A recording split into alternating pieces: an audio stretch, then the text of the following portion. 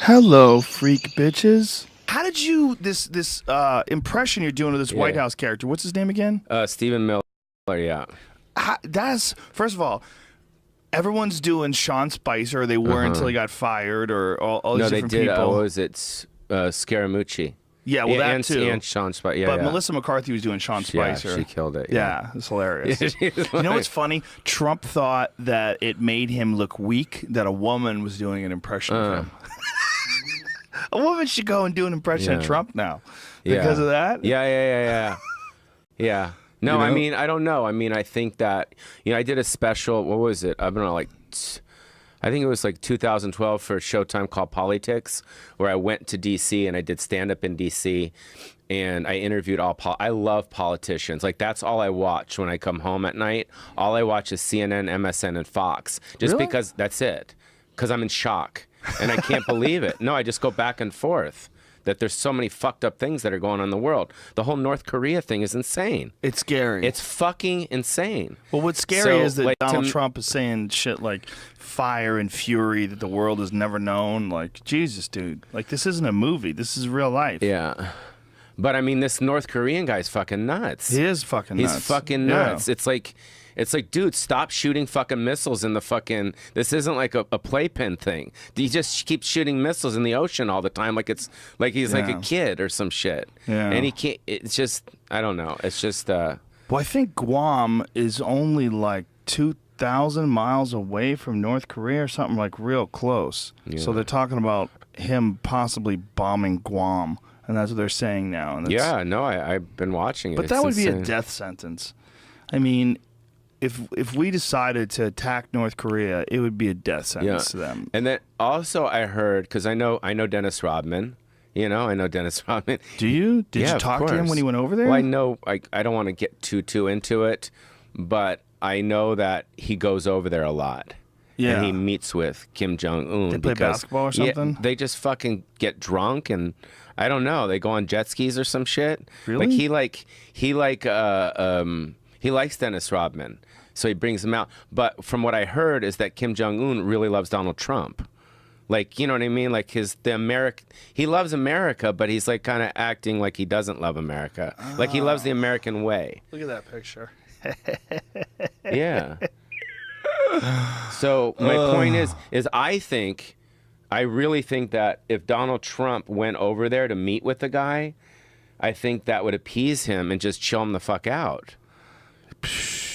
I think. That's just my opinion. Maybe you should be like a liaison. Yeah, see, there you go.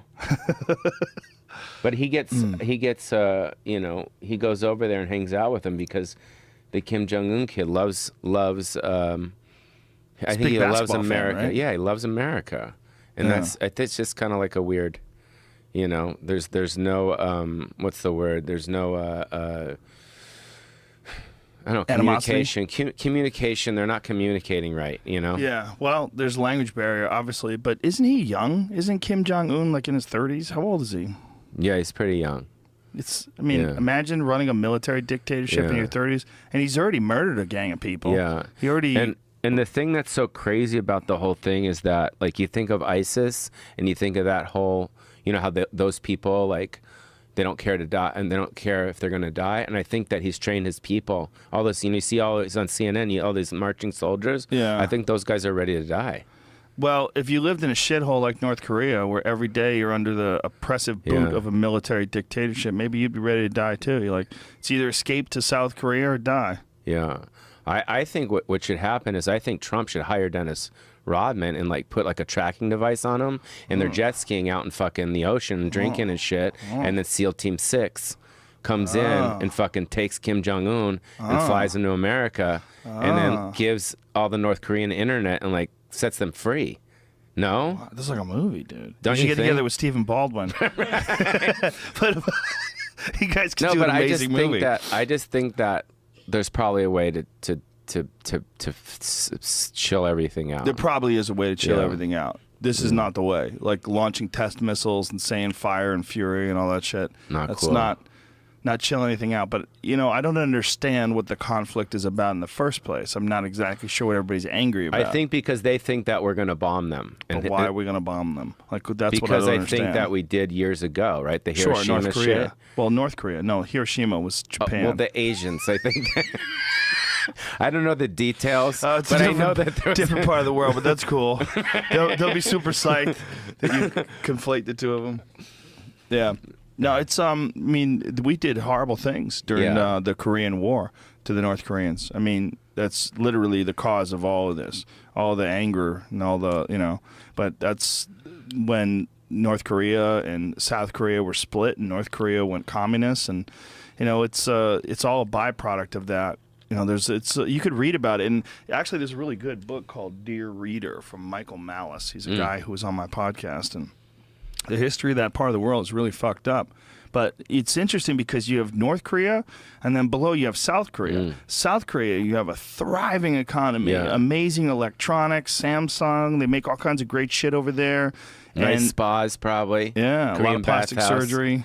A lot of Korean. Yeah. And then North Korea is just right next door to them. Terrible dictatorship. It's fucked up, man.